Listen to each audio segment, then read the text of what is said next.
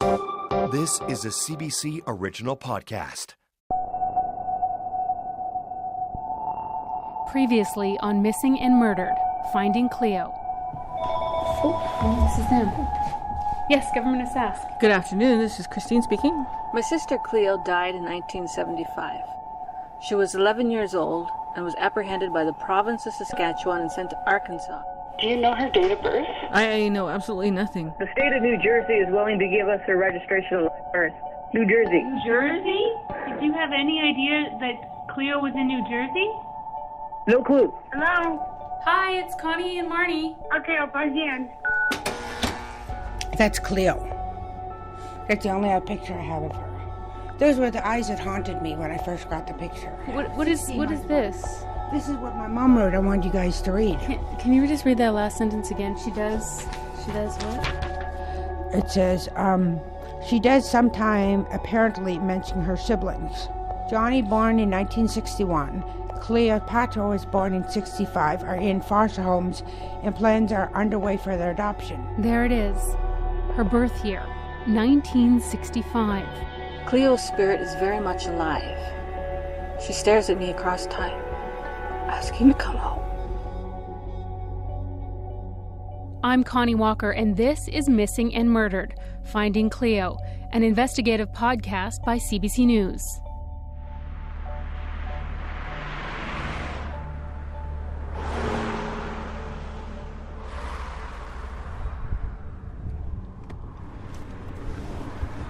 Ready to go? Think so. It's a gorgeous spring day as we pull into a farm just outside of Lancaster, Pennsylvania.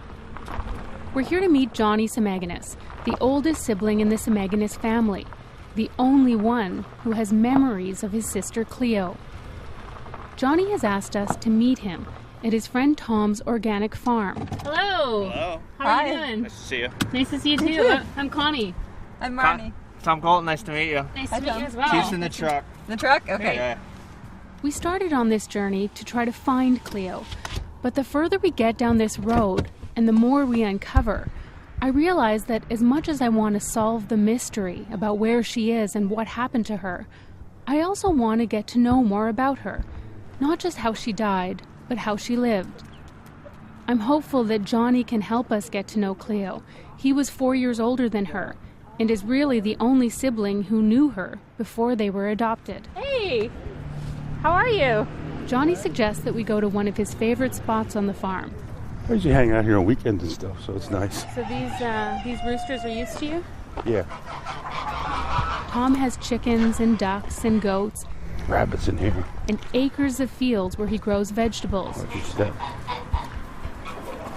This table and stuff set up in the barn there. This is an amazing barn. Yeah, it is. Huge.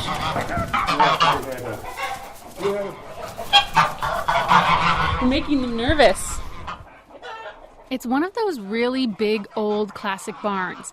It sits on top of a small hill behind Tom's house, overlooking the fields.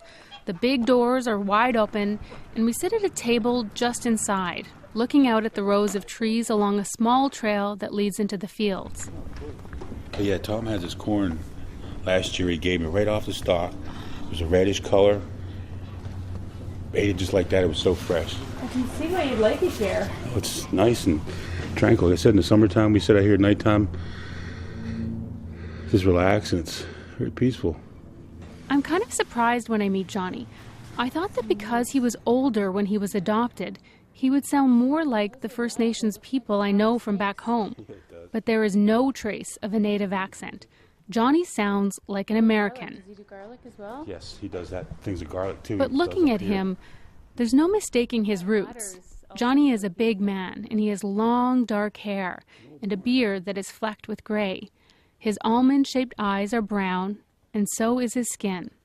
Johnny says there aren't a lot of Indigenous people in Lancaster, and here he's known as Chief. You know, it's not a sign of respect. It's not a matter of disrespect to me, I don't think. And I always tell people, first 8 years of my life I was Indian, I lived on a reservation. Food was pouring water down one hole and getting a gopher in the other end, and that was lunch, you know. Snaring rabbits. You know, that's why in the morning and the evening, it was food. How did you cook the rabbits? Did you make soup? Yeah. Yeah. I remember rabbit soup. I did not like rabbit soup. But you knew how to set a snare? Yeah, everything, yeah. Before we got here, I asked April to describe Johnny for me. She's the only sibling who has seen him in person as an adult. April told me that Johnny looks big and gruff, but really he's like a soft teddy bear. I like Johnny as soon as I meet him. You're from Saskatchewan too, I heard? Yeah, I'm Cree from Saskatchewan too. Good. What part? Southern Saskatchewan, near Regina. Right. Yeah, near Regina. Did you ever go back? No, I have no need to. Home is here, so. Well, everybody keeps asking me to come back. I'm like, okay, maybe next year, but I have no desire to. Home is here, family's here, so. Hi there. Hey, nice to meet you, America. Almost as if on cue, a young woman walks into the barn. How's it going, Johnny? Good. And gives Johnny a big hug. Get off work? Yes. The other guys will be here later for, like I said, we got oysters and tuna and stuff. Cookout. It'll be fun. So you guys are related? Yeah, she's my little sister. Yep, we were both adopted, so. I just want to paint this picture for you. Physically, Johnny and Erica couldn't look more different. He's a large Cree man in his mid-50s, and she is a tiny black woman in her early 20s. They look nothing alike, but it's obvious they're close. And today, Johnny has asked his little sister to be here for moral support. I just hope, he gets some answers. It's something that's in his mind, so it would be so nice if we could get some answers for him. So you've known her since she was born. Well, like I said, I think it helped me because since I didn't grow up with my other sister, I got to watch her grow up, so which has helped me out in the end, too. The other sister Johnny is talking about is the reason we're all here, Cleo. Now remember, for decades, Johnny and his other siblings thought Cleo was adopted in Arkansas. But now we've discovered she was actually adopted in New Jersey. Now, if it's true she's in New Jersey, how's she the next state over? Lancaster, Pennsylvania is less than 2 hours from the New Jersey border. Although we don't know exactly where Cleo was adopted in New Jersey, it's not a huge state. There's a good chance that after their adoptions, Johnny and Cleo were just a few hours apart without ever knowing it. What did you call her as a kid? Did you call her Cleopatra or Cleo? Cleo. As we talk, Johnny's fidgeting with his keys and looking down at his phone. I said I see her on the phone every day. She's your screensaver? Yep. You want to be reminded of her? Yeah, because I found everybody else, but this is the only one I haven't found. So in Christine's story that she wrote about Cleo that we read, it said that Cleo had been found in Arkansas and that she had been murdered. Is that something that you had heard? That's what we heard too, but then our mother told us something different, our aunt said something different. I never knew what to believe, so. She has a lot of desire to find out what happened to Cleo and what happened. Do you have the same? Yeah, I do. I've been searching for years, but after a while, you just don't know what to do. And I think us natives, they just don't, they just don't care about us, but I care about it, so I don't care about finding my sister, I could say, oh, well, she's dead, big deal, but I don't feel that way. She's family. I know that Christine and April feel this too, a longing to find their sister, Cleo. But Johnny's quest feels a little different. Unlike his siblings, his vision of Cleo is not only based on that little photo that they all hold dear. Johnny grew up with her. He has memories of Cleo. She was behind a tree, smiling. I couldn't see her half her smile, but yeah, we were family then. But then, like I said, we got adopted out of there again. We always got taken away. It must have been hard to form attachments and relationships when things were so in flux. Yeah.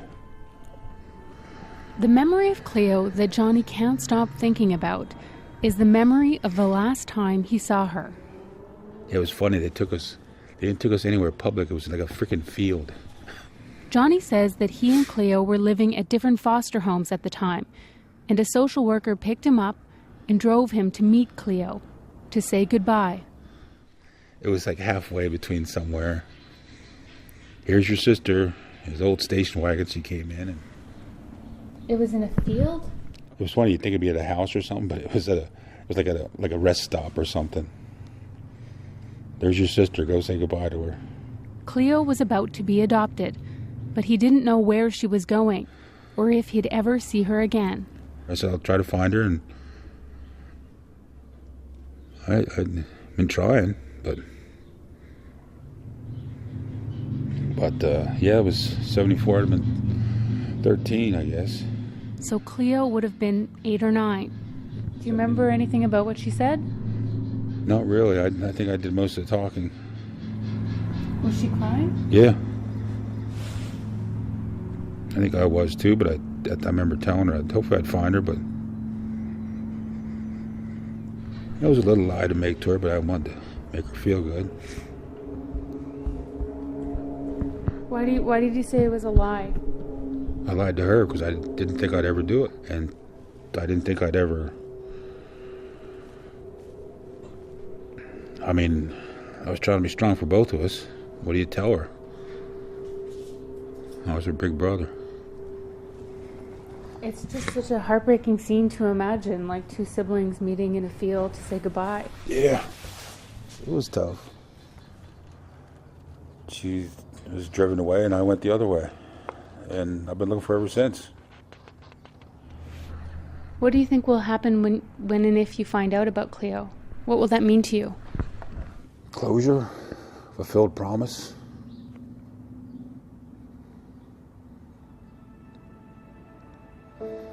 I think I'm just staying alive just so I can fulfill this promise.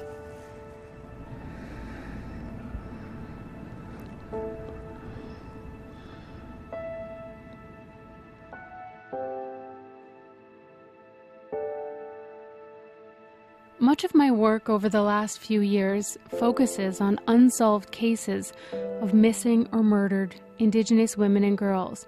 And in our interviews, almost always, families talk about wanting closure, about how important it is to know the truth, about how the wondering and unanswered questions lead to a sense of injustice. But I wonder if for Johnny and his siblings, getting closure is about more than finding Cleo, but also finding some resolution about what happened to them all as children. Since being adopted in the United States, Johnny has never returned home to Saskatchewan. But the memories of his difficult childhood are never far from his mind. Memories of child welfare authorities showing up at their house, sometimes with the police, to take him and Cleo and all of their siblings into government care. Where we got picked up at the one place in South Battleford. What do you mean got picked up at?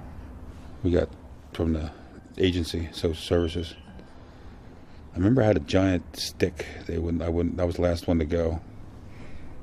What do you mean you were trying to fight them or get Yeah. away? Yeah. By this point, their mother Lillian had left the reserve and moved the family to Battleford, a small city in northern Saskatchewan. Lillian was a single mom to 6 kids, and she sometimes got her nieces, who lived just a few blocks away, to help look after the kids.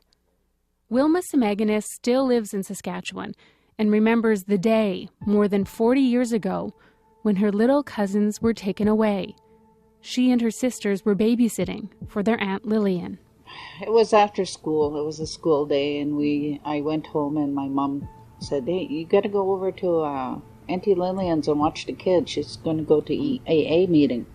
So we got there, and most of the kids were outside, but they were coming and going in the back door. But the baby was there in a blue bouncy chair, and Auntie was there. She had a skirt, and I remember she had a scarf on her head. She went out the front door, and it didn't seem very long, and then all of a sudden there was, the door just burst open. There's police officers there, and then the social workers came in, and then they just started loading up the kids. The kids were just crying, and the last one they loaded up was Crystal, the baby, Chris Cameron now.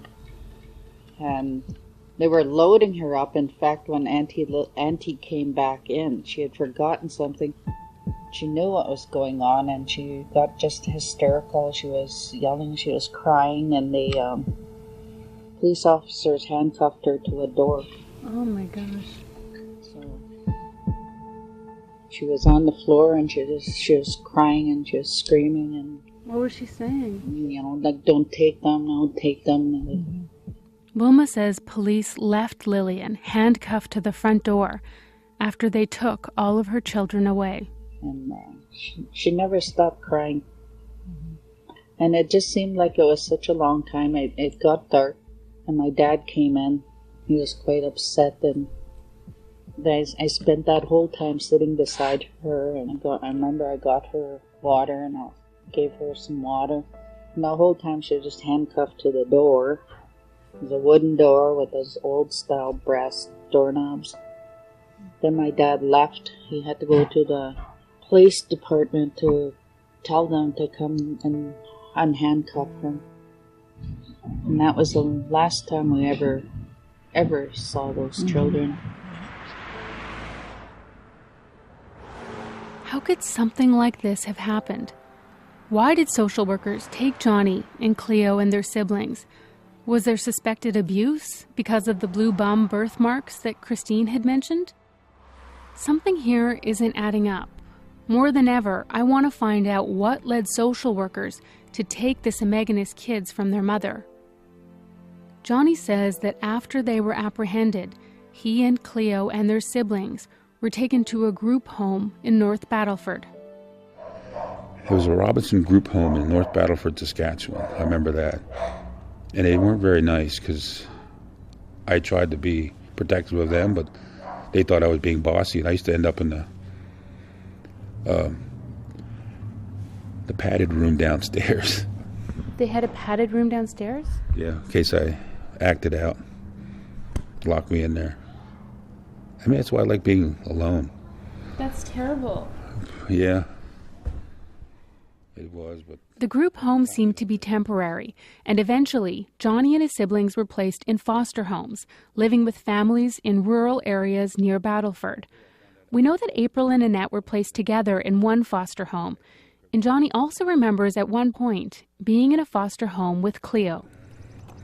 We used to speak our language, but they wouldn't let us speak the language because we'd be like talking to each other. And I've since lost the language.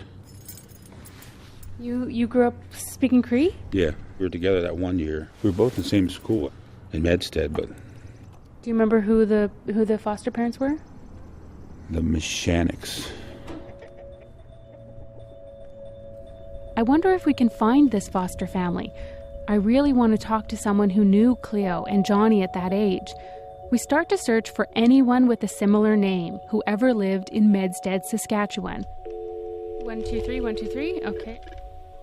We find a woman named Donna Mechanic who says, yep, her parents fostered kids in the 1970s. It's been 45 years, but we'll see. So we give her and her mom Yvette a call.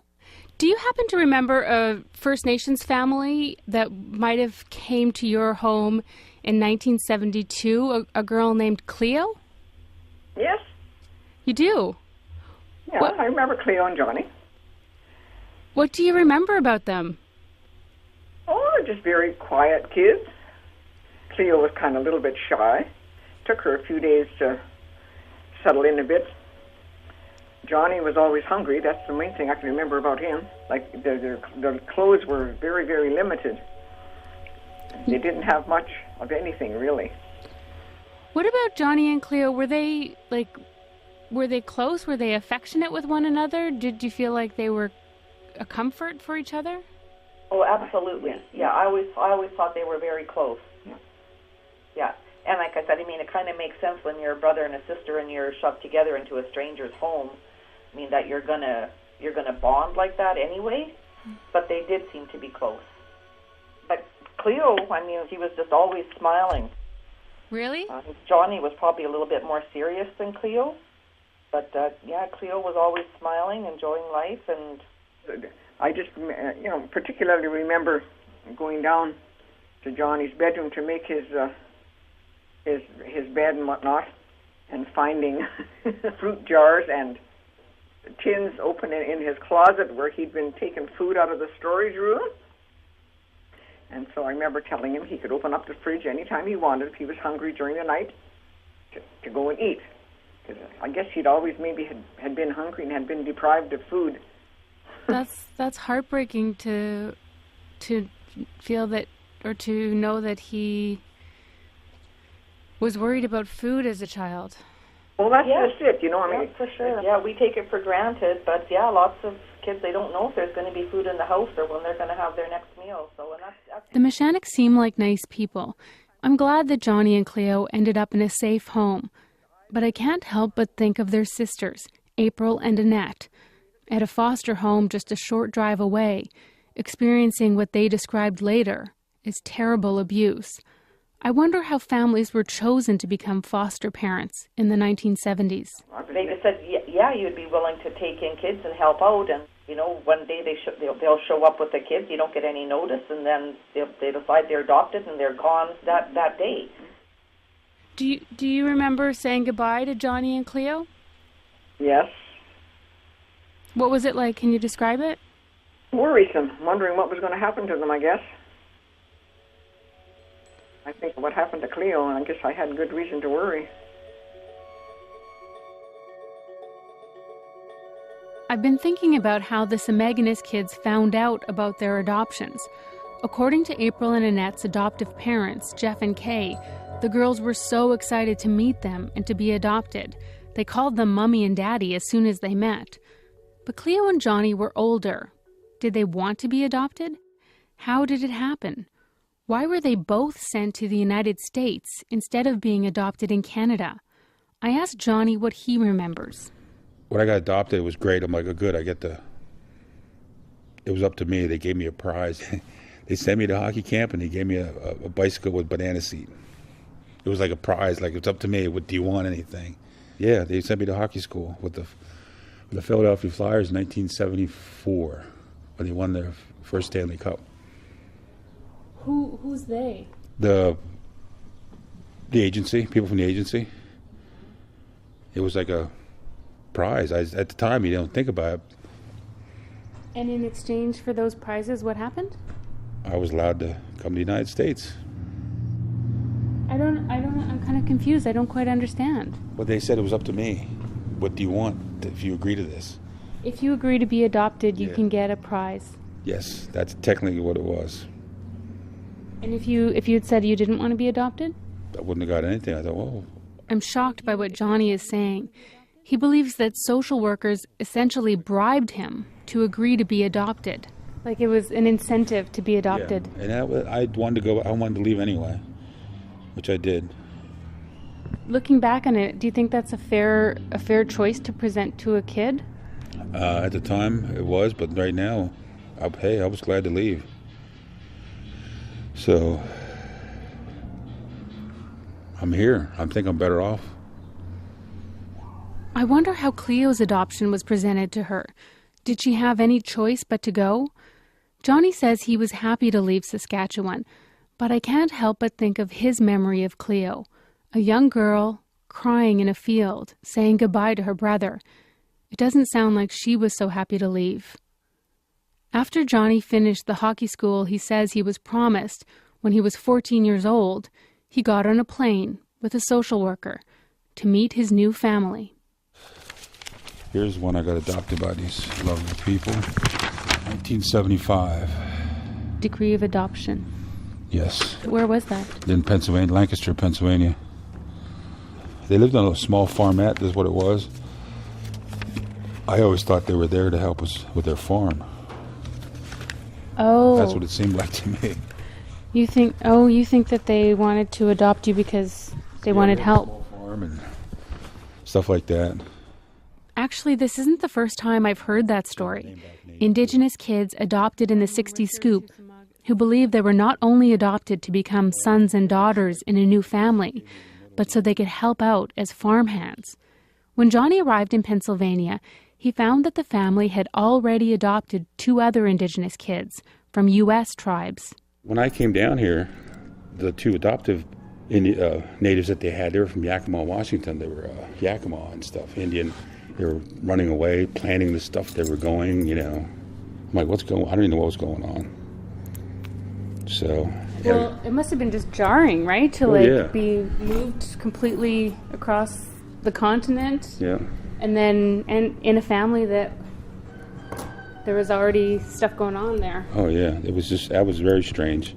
Johnny says that he and the other adopted kids slept outside in tents in the summer and took refuge in the barn when it rained hard. The family's biological kids slept inside the house. At some point, Johnny says his adoptive parents actually built a separate building for the adopted children to live in, but it wasn't connected to the house. I didn't know what to do. They left, and they ran away, and I was like by myself, and I ran away eventually too because it just didn't work out. Johnny ran away, just like his sisters April and Annette, who lived on the streets of Toronto at 13, and just like his sister Cleo, who tried to hitchhike back home to Saskatchewan. Johnny speaks so matter-of-factly about his experience that it's hard to get a sense of just how much this has affected him. But I can only imagine how difficult it would have been for him and for Cleo to move all on their own, away from their families, away from everything familiar, and end up in a new place, in a new family. I hope that Cleo had a better experience than her brother. Johnny expected to be welcomed into a new home. Instead, he slept outside with adopted siblings who were also miserable. And that's not all. Here's a funny thing. On the farm, I think I come to grips with it. I think I was abused on the farm. And I can say this now because I told friends about it. It wasn't any kind of insertion or nothing. They played like, oh, you're the cow, we're the bull. It was a weird game. But it was like, at the time, you don't think nothing of it. But it was like, there's nothing inserted, but it was still strange. I thought about it. I was sitting one day thinking about it. I'm like, I came to revelation. I think I was abused, but I wasn't really abused. Does that make sense? It just seemed like a game to them. That was all it was. But I don't, was that abuse? I guess.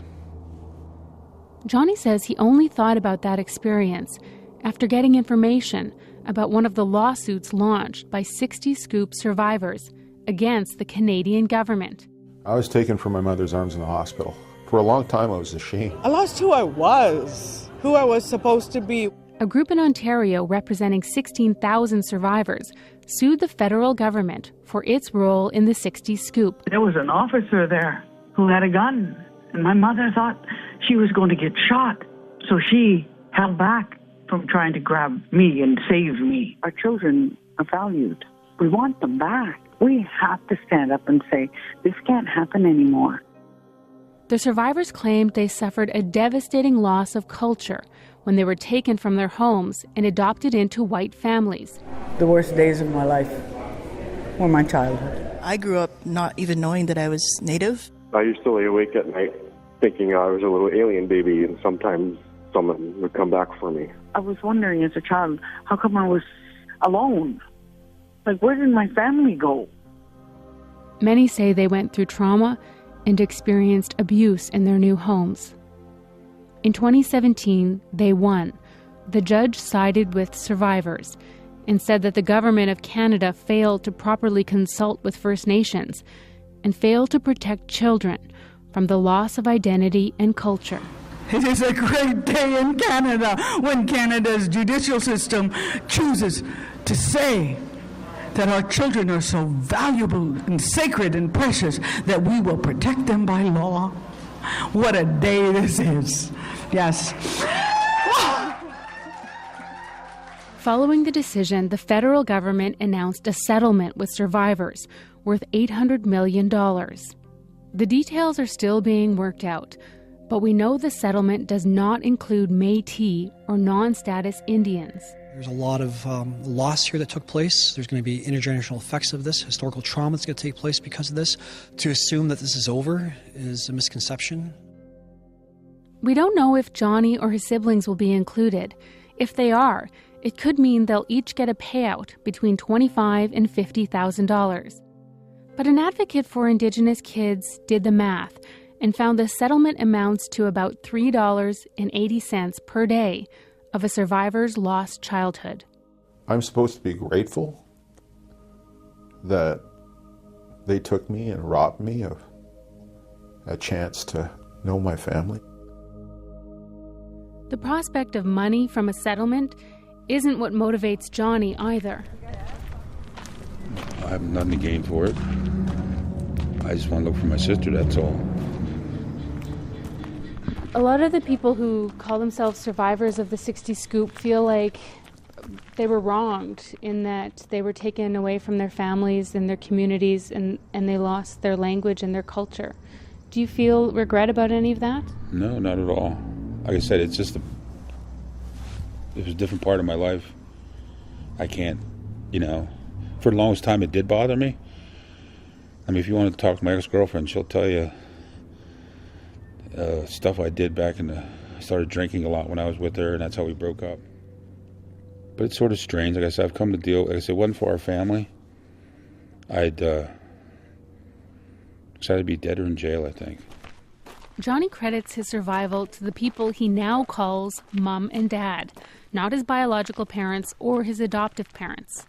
Bill and Kay Henry are Johnny's foster parents, a couple who took him in after he ran away from his adoptive home in Pennsylvania. Yeah, I was over there today. They're also parents to his little sister, Erica. They live like about 15 minutes from here, and they're in their 70s. They're getting a little bit older, so it's just them now. Yeah, windows don't open, so I gotta get the air conditioning fixed. I drive with Johnny to meet his parents. He has one of those big vans that looks like it's from the 70s or 80s, before they invented minivans or improved mufflers. While we're driving, Johnny says something that has stuck with me. What are they trying to do to you? I said, trying to assimilate us to Francis Scott Duncan would be proud. I've been assimilated, I think. Johnny means to say that Duncan Campbell Scott would be proud because he, Johnny, has been assimilated. You may not know the name Duncan Campbell Scott, but he was Deputy Superintendent of Indian Affairs for the Government of Canada in the early 1900s, and he's considered the architect of the residential school system. For over 100 years, 150,000 Indigenous kids were forcibly removed from their homes and sent to residential schools to be educated and assimilated. Campbell Scott's goal was to, quote, get rid of the Indian problem in Canada. On top of the incredible loneliness after being taken from their families and communities, the children in residential schools, some as young as 5 or 6 years old, were beaten and punished for speaking their language or practicing their culture.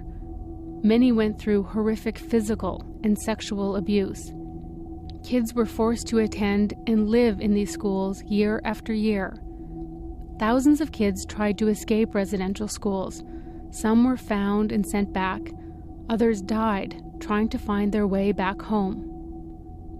The last residential school closed in 1998, but generations of Indigenous families are still dealing with the effects.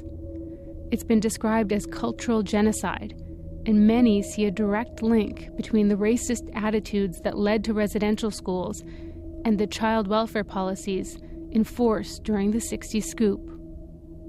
Johnny grew up on the reserve, but because he was part of the 60s scoop, he's disconnected from his biological family, his community, and his culture. He has been assimilated. But despite everything he's been through, Johnny doesn't see himself as a victim. Like I said, I don't go like, oh, my life sucks, but it doesn't. I have friends, I live paycheck to paycheck, and I'm happy with that. We arrive at Bill and Kay's house. It's funny, every time I come over, I still knock. They have a little weathered cloth banner in the garden by the front door that says, "Welcome all." Hi, I'm Connie. Hi, I'm Bill. Nice to meet you. Good morning. My hands are cold and I haven't even been outside. Connie, nice Yours to meet you. are nice and warm. It's Thank nice you. to meet you too. Not only did Bill and Kay adopt 9 kids, on top of having 3 biological sons, they were also foster parents to over 130 kids over 30 years. Do you remember the day that Johnny came to live with you? Almost vividly. He had his hair really, really short. Yeah. I just remember them telling me that they had a child that had put himself on the streets because he was in a bad situation. And so he was coming to our house. So there he came. And he's been one of the best, believe me. I wouldn't trade him for the world. And I'm not saying that just to you. I mean it. Kay looks exactly like she sounds, like a sweet little old grandma. Her white hair is parted in the middle and pulled back into a low ponytail. She's wearing a faded floral smock that she made herself. And next to her on her couch is a little embroidered pillow that says, "The heart that loves is always young." So what did you know about John and about his experience before coming here? I knew it was bad. I knew the adoption was very, very bad. I knew that they were abused, and I knew that it didn't go well. When we were back at the farm, Johnny told me that a few years after he moved in with Bill and Kay, he wrote a letter to Saskatchewan Social Services asking about Cleo. I got a letter saying she died in 74. And that was it. I know it was a long time ago, but do you remember what it said in that letter back from Social Services? Yeah, well, when she died, that was it. They just said she died in 1974, and that was it. That would have been the same year she was adopted before me. And that's all it said. 1974?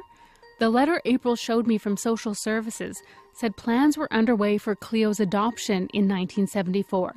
Did that mean that she died in the same year she was adopted? I wrote a letter back to them, and they didn't really respond. They didn't want to give me any information anyway. What was your reaction? This must have been awful. Oh yeah, I was 15 at the time. Started doing drugs and drinking, and I asked Kay and Bill what they remember about when Johnny found out about Cleo's death. I remember when he said that, yes. Okay, where? How? Was she with a family? Or was she murdered? Did she just die from being sick? I mean, these are the questions that you have. What is the big secret? They are just acting so secretive and so strange. But to not know anything, not be told anything, and then this child just disappear into thin air, no. Something's amok. And a little answer goes a long way. Which means that there's unanswered questions out there that something's not right. And if she was killed, why not tell him? How? What? That's what I mean. Why? If they knew that much, they had more information. Yeah, even if they didn't want to tell him how the situation happened, they could at least tell him that, and they don't even want to tell him that.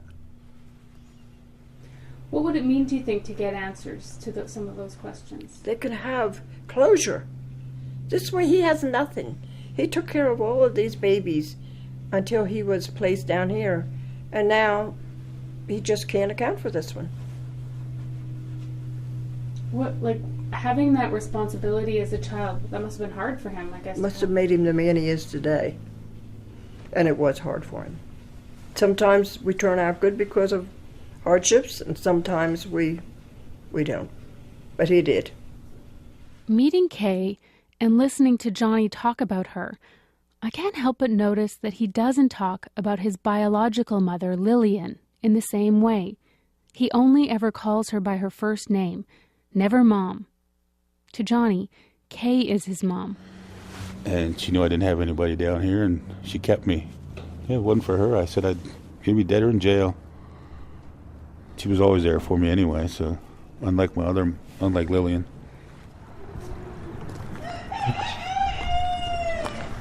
Back in the barn, Johnny's looking at a picture of Lillian that April gave us to give to him. Is that what she looked like when you were a kid? Yeah. Did she wear her hair in braids like that a lot? Yeah. Lillian looks really young in this photo, maybe in her late teens or early 20s. She's really pretty. She has long dark hair that she wears in 2 braids, and the ends are tied with strips of leather. It's like looking at a stranger, I hate to say it. I don't mean to sound like it's like, here, there's somebody's mother. Yeah. No, I know it's my mother, but to me it's Lillian. Nice picture of her, though. So you don't feel any kind of attachment to her? Not really. I hate to say it, but Johnny seems angry with Lillian. As the oldest, he spent the most time with her, and he remembers all of the times she let him down. let me see here. This one here the other day, it sort of broke me up here. What was that? Didn't I show you that picture? Which one? I gotta look here. I gotta find it. Johnny wants to show me a different picture, something he saw online that triggered memories of his childhood. Oh, it's a picture of Mounties and priests and nuns taking kids away from my house. It just reminded me of what happened, but it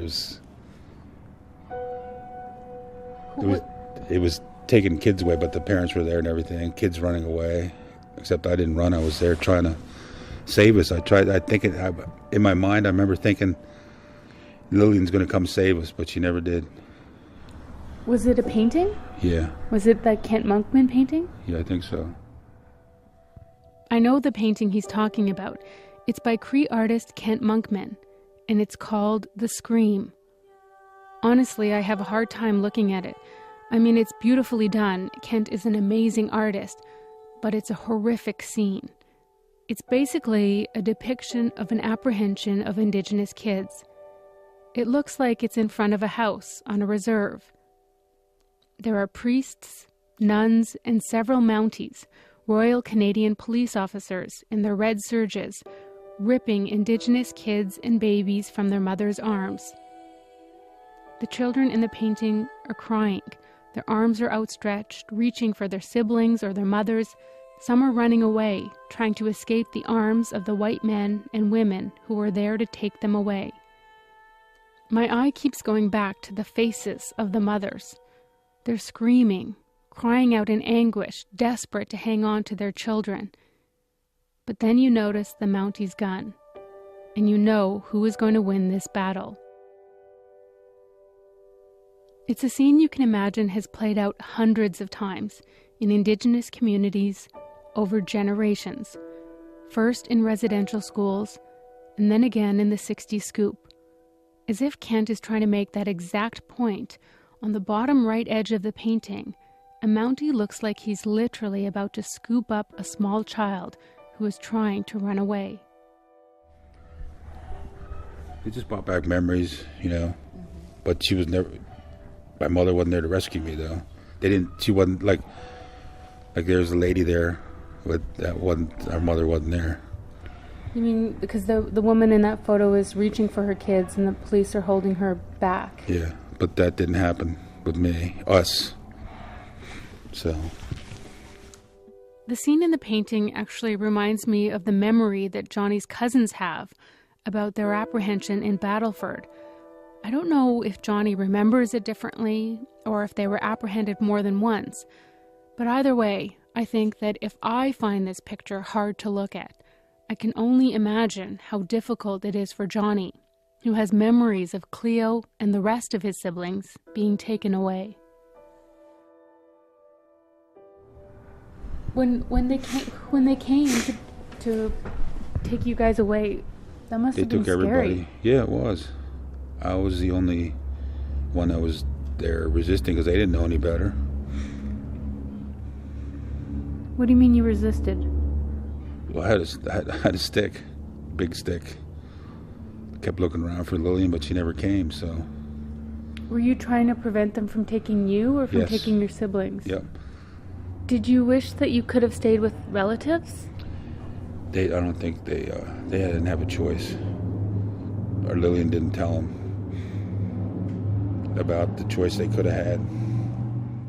Johnny is so calm when he talks about this, but clearly it's an incredibly painful memory he'll always have. I feel like with each interview with Cleo's siblings, we're learning snippets about their mother, Lillian. I cannot fathom the pain she must have experienced as a mother having her children taken away, but we know that she may have also experienced that same scene years earlier as a child. Because the one thing we do know about Lillian is that when she was 7 years old, she too was taken from her home and sent to a residential school. Johnny didn't know this about his mother until right before she died. And hopefully with a story like this, it'll make someone want to help.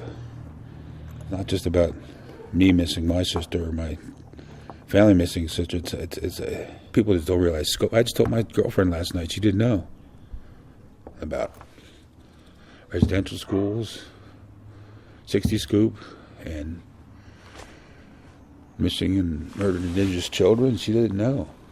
Because some people just don't care. But when you're someone missing, you know, you want to know. You mentioned residential schools, the 60 Scoop, and missing and murdered Indigenous women and girls. Do you think those issues are all connected? I think so. I could have had a better relationship with my mother if she would have told me what happened. I make a joke out of it. I think I hit the trifecta. Got all three things going for me. Mother, me, and my sister. I know it sounds bad, but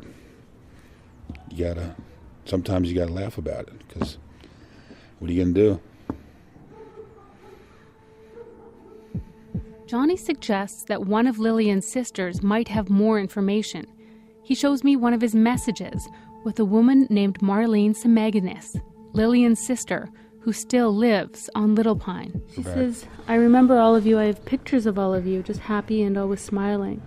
It says, "My sister loved you. She loved all her kids. What's happened back then was part of 60 Scoop." Okay, I mean, do you mind going up just a little bit? Because did she talk about getting a letter from Cleo? Well, I said apparently, yeah. What is? Oh, here. Well, this one? Is that one? It says, Cleo wrote me a letter telling me she was good life, then begged me to get her somewhere in Vermont. I didn't know who to believe. So Marlene, who's your mom's sister, said that Cleo wrote her a letter. Yeah, but I didn't believe her either, because I didn't know what to believe. She said telling me she had a good life and then begging me to get her. I want to go and get her. Then shortly after that, I was told she had left for the spirit world. It was devastating. Yeah. So their Aunt Marlene got a letter from Cleo after she was adopted. Did she know where Cleo was living when she sent it? Does she still have the letter? Maybe it has a return address that could help narrow our search. Did she give you advice about how to get information about Cleo? No, she didn't. What did she say are in containers in Christopher, or just below this? Photographs. Oh. I put Marlene on our list of people to talk to. But first, Johnny wants to call the government of New Jersey again. He's hoping he'll have more luck than Christine. Good